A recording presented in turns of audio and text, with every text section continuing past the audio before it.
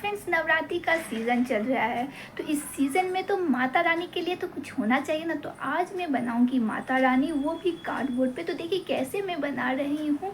3D pattern में मैंने सोच करके बनाया है, लेकिन ये कैसा बना ये आप लोग ज़रूर बताइएगा। तो लेट स्टार्ट। दुर्गा की प्रतिमा बनाने के लिए मैंने यहाँ पे लिए हैं कार्डबोर्ड, और कार्डबोर्ड पे मैंने ना जैसा मेरे को चाहिए उसके अकॉर्डिंग मैंने यहाँ पे ड्रॉ कर लूँगी। तो मैं यहाँ पे दुर्गा माँ की सिर्फ हेड ही रखना चाह रही थी, इसीलिए मैंने उनकी हेड और मुकुट तक ही बनाया है। तो बस मेरे को जैसे बॉर्डर चाहिए था मैं उसी अकॉर्डिंग यहाँ पे ड्रॉ कर लिया है। डिटेलिंग में उतना नहीं जाना है क्योंकि मैं इसे कट करने वाली हूँ। जी हाँ, जब ये अच्छे से दुर्गा माँ की ये जैसा मैं चाहती थी वैसा बन जाएगा तो मैं इसे कट कर लूँगी, यानी कि जितना ही मेरे को चाहिए उनका हेड मुकुट तो ठीक उतना ही मेरे को रखना है और इसके बाद इसे कट कर लेना है। मैंने इसे किस तरह से कट किया है ये देखिए, मैंने जो बॉर्डर है ना उनको कट कर लिया है। तो कट करने के बाद ये कुछ ऐसे दिख रहा है। अब जो है सो हम यहाँ पे आप चाहें तो डबल कार्डबोर्ड का भी यहाँ पे लगा सकते हैं। मैंने यहाँ पे मोटे वाले कार्डबोर्ड सिंगल ही लगाया है। अब चलते हैं हम इसके आगे की प्रोसेस करने के लिए। तो यहाँ पे हम क्ले के हेल्प से इसे माता रानी को डेकोर करेंगे। तो यहाँ पे हम क्ले लेंगे। ये मैंने होममेड क्ले बनाया है, यानी कि वॉल पुट्टी से मैंने ये क्ले बनाया है। आप चाहें तो मॉडेड क्ले भी ले सकते हैं। इसके बाद मैंने यहाँ पे फेविकॉल के हेल्प से मैं यहाँ पे जो मैंने मुकुट के जो डिज़ाइन दिए थे उसको मैंने बॉर्डर कर लिया है। और मैं यहाँ पे क्ले से ना उसे लंबे करके इस तरह से लिप इन आर्ट जैसे करते हैं ना वैसे लंबे बना करके मैंने मुकुट के जो सेकेंड लेयर है वहाँ पे मैंने कुछ इस तरह से फेविकॉल की हेल्प से सेट कर लिया है। फिंगर के हेल्प से मैं इसे अच्छे से एक मतलब मेजर कर लूँगी, क्योंकि जब हम इस तरह से सेट करते हैं ना तो वो कभी कभी ना ऊपर नीचे होता रहता है। तो ठीक उसी लिए हम इसे फिंगर के हेल्प से एक तरह से एक जैसा कर लेंगे। अब नीचे में जैसा मैंने ड्रॉ किया था तो वैसा मैं यहाँ पर भी सेम प्रोसेस को फॉलो करूँगी, क्योंकि मैं यहाँ पे उन्हें बहुत ही मतलब मुकुट में हेवी लुक देना चाहती थी, 3D पैटर्न की तरह मैं बनाना चाहती थी। और यही सोच करके मैं यहाँ पे वर्क किए जा रही हूँ। तो यहाँ पे देखिए जैसे मेरे को यहाँ पे बॉर्डर करना था ठीक उसी तरह से मैंने बॉर्डर में भी इस तरह से लाइनिंग कर लिए हैं क्ले के हेल्प से और यहाँ पे लगा दिया है।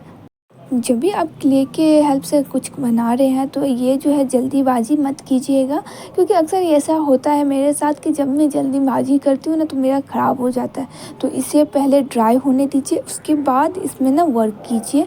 मतलब एक लेयर कंप्लीट होने के बाद दूसरे लेयर के लिए ना ड्राई होना ज़रूरी है, नहीं तो ना वो कभी कभी ना पूरी तरह से फैल जाता है और अच्छा जैसा हमारी फिनिशिंग चाहिए वैसा नहीं बन पाता। तो इसी तरीके से मैंने ना माँ के नोज़ पिन भी बना दिए हैं। और यहाँ पे देखिए मैंने यहाँ पे पतले करके ही माता रानी के लिए वो क्ले लिए हैं, वही क्ले को मैंने पतला करके ही किया है। जैसे कि मैंने मुकुट में हेवी बड़ा दिया था तो यहाँ पे पतला दिए हैं, क्योंकि मैंने नोज़ पिन बना रहे थे। इसके बाद जब ये अच्छे से ड्राई हो जाएगा तब मैं यहाँ पे डिटेलिंग करूँगी। लेकिन यहाँ पे देखिए मैंने कुछ इस तरह से यहाँ पे मुकुट में ड्रॉ मतलब डिज़ाइन दे रही हूँ, वो भी क्ले के हेल्प से। इसी तरीके से मैं माँ को मुकुट जो है वहाँ पर भी मैं ना क्ले के हेल्प से डिज़ाइन सेट कर लूँगी। सेंटर में मैंने बड़ा वाला डिज़ाइन दिया है और इसके बाद मैं यहाँ पे छोटे छोटे ना क्ले से ये सर्किल बना लिया है और इसे थोड़ा सा ड्राई होने के बाद मैं यहाँ पे चिपकाऊँगी। नहीं तो ये ना जब इस पर प्रेशर हाथ पड़ते हैं ना तो ये चिपक और नीचे जाकर पतला हो जाता, तो मेरा उतना ठीक नहीं है। इसके बाद मैं यहाँ पर थोड़ा सा ड्राई इसलिए भी रखा है, ज़्यादा ड्राई नहीं थोड़ा सा ड्राई है, जिससे यहाँ पर मैं डिज़ाइन दूँ तो वो अच्छे से सेट हो जाए। तो मैं ब्रश के हेल्प से नीचे की तरफ से मैं यहाँ पे ब्रश के नीचे से मैं यहाँ पे इस तरह से डिज़ाइन दे दूँगी। इसी तरीके से मैंने माँ के एक साइड किया है सिंगल साइड, अब मैं उसके दूसरे साइड भी कंप्लीट कर लेती हूँ।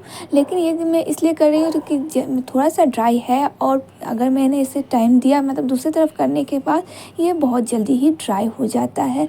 तो इसीलिए देखिए मैंने दोनों तरफ से कंप्लीट कर लिया है। तो जब भी आप होममेड क्ले का यूज़ करें या कोई भी क्ले का यूज़ कर रहे हैं तो उसे ना उतना ही निकालिए जितना कि आपको ज़रूरत है। और अगर आप होममेड क्ले का यूज़ करें यानी कि वॉल पुट्टी या फिर वाइट सीमेंट का यूज़ कर रहे हैं तो इसमें ना आप ना उसे गीले कपड़े में लपेट करके रखें, क्योंकि ये बहुत ही जल्दी ड्राई हो जाता है। अब माँ के नीचे वाला जो गला के नीचे ज्वेलरी है उसको भी मैं यहाँ पर डिज़ाइन कर लूँगी। तो इसके लिए मैंने यहाँ पर टूथपिक लिया है और वहाँ पर मैंने इस तरह से उन्हें डिज़ाइन दे दूँगी। तो इसी तरीके से मैं माँ की जो नोज़ पिन है वहाँ पर भी ना ये सर्किल वाला जो है वो हम यहाँ पे सेट कर लेंगे। मैं ये बना रही थी ना, तो एक ही चीज़ ध्यान में रख रही थी कि मुझे जो बनाना है वो एक ही पैटर्न में होना चाहिए, यानी कि मुकुट हो या ज्वेलरी सब एक ही पैटर्न में हो। लेकिन दूसरे पैटर्न में होने से ना वो अच्छा नहीं उतना निखर करके आता है, इसीलिए एक ही पैटर्न में आप देख सकते हैं। नीचे में जो मैंने मोतियों वाला जो सर्कल शेप में दिया तो उनकी ज्वेलरी में भी मैंने वही सेम प्रोसेस को फॉलो किया है। और जैसे मैंने मुकुट के ऊपर वाले में लंबे पत्ते करके दिए हैं, तो वहाँ पर भी ना मैं नीचे में ही उसका यूज़ करूँगी सेम प्रोसेस से। इन चीज़ों को ध्यान में रखते हुए मैं अपना ये दुर्गा माँ का जो ड्राइंग था उसे मैं अच्छा सा लुक दे रही थी। मैं यहाँ पे उनके 3D पैटर्न देख रही थी, मतलब उसका उभरा हुआ जो लुक होता है ना वो बहुत ही मुझे अच्छा लग रहा था, तो मैं वही सोच करके यहाँ पे बना रही हूँ। बस मैं जैसा मेरे दिमाग में अभी आइडिया आ रहा है बनाते वक्त मैं उसे वहीं यहाँ पे सेट कर रही हूँ।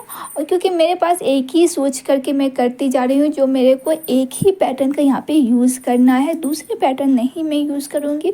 तो जैसे कि आपने देखा है कि मैं ऊपर में जो मुकुट में पहले मैंने सर्किल शेप के लिए का यूज़ किया, इसके बाद लंबे वाले, और फिर मैंने गोल गोल मोतियों के डिज़ाइन में मैंने यहाँ पे कर लिया। अब मैं यहाँ पे इस तरह से ड्राई अच्छे से हो जाए कंप्लीट होने के बाद, और कलर से पहले ना कुछ इस तरह से माता रानी दिख रही थी। देखिए वाइट कलर में पूरी तरह से चमक रही थी। ऐसा भी माता रानी है जो, लेकिन उनके जनरली जब मैं फेस पे कलर करती हूँ तो यहाँ पे मैं जेसो का यूज़ करती हूँ, लेकिन अभी जेसो ख़त्म हो गया तो मैंने यहाँ पे एक्रेलिक वाइट कलर से पूरे फेस पे कलर कर दूँगी, लाइटली ही से कलर करूँगी।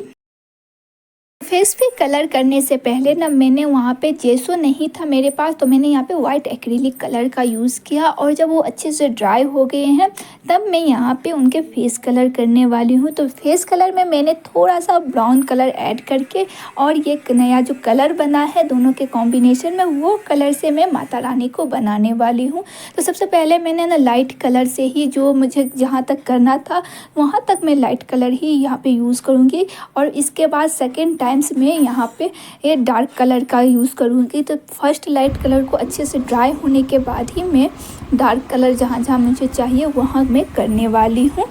यहाँ पे जब हम कलर कर देंगे तो यहाँ पे जो मेरा मतलब आईज नोज़ सब जो बना था वो पूरी तरह से ढक जाएगा। तो इसीलिए मैंने ना उसे फिर से एक बार पेंसिल से यहाँ पे फिर से ड्रॉ किया, और जो बता हल्की सी दिख रही थी। और फिर जब मैं यहाँ पे कलर कर रही थी तो वहाँ पे मैं थोड़ा सा साइड करते हुए ही कलर करूँगी, जिससे वो अच्छे से दिखे। फेस पे कलर करने के बाद अब मैं यहाँ पे डिटेलिंग भी कर रही हूँ। यहाँ पे काफ़ी ज़्यादा फोकस लगता है, क्योंकि यहाँ पे थोड़ी सी भी जब पूरे काम होने के बाद थोड़ा सा भी इधर उधर हो जाता है तो पूरा पेंटिंग को भी ख़राब कर देता है। इसीलिए यहाँ पे जब सबसे ज़्यादा ना ध्यान रखना पड़ता है, फोकस करनी पड़ती है। इसके साथ यहाँ पे मैं आप देखिए कि मैंने उनके फेस के साथ साथ उनके मुकुट जो है सो फ्रंट साइड उनको भी मैंने कलर किया है। यहाँ पे मैंने उनके जो माथे की बिंदिया है वो सब मैंने किया है, और अभी भी बहुत सारी डिटेलिंग बाकी है जो धीरे धीरे यहाँ पे करना होता है। जैसे कि यहाँ पे उनके हेयर का बाहर की तरफ थोड़ा सा जो आता है ना, वो उनके फेस को काफ़ी ज़्यादा मतलब लुक को ही इन्हेंस कर देता है, तो वो यहाँ पे मैं करने वाली हूँ। मुकुट के अंदर में जो है ना सो पूरा कलर नहीं होता, थोड़ा सा बाहर जो है सो बाल भी दिखना चाहिए।